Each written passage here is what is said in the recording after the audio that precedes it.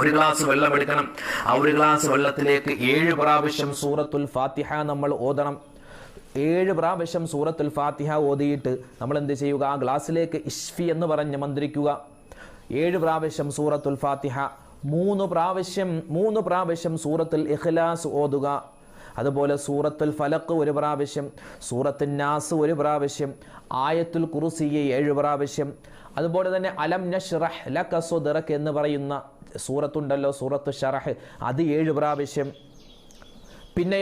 പിന്നെ ചെയ്യേണ്ടത് അഊദു ബില്ലാഹി മിനശ് ശൈത്വാനിർ റജീം, വെറുതെ അഊദു ബില്ലാഹി മിനശ് ശൈത്വാനിർ റജീം എന്ന ആ ഒരു വാചകം 7 പ്രാവശ്യം ഓതണം.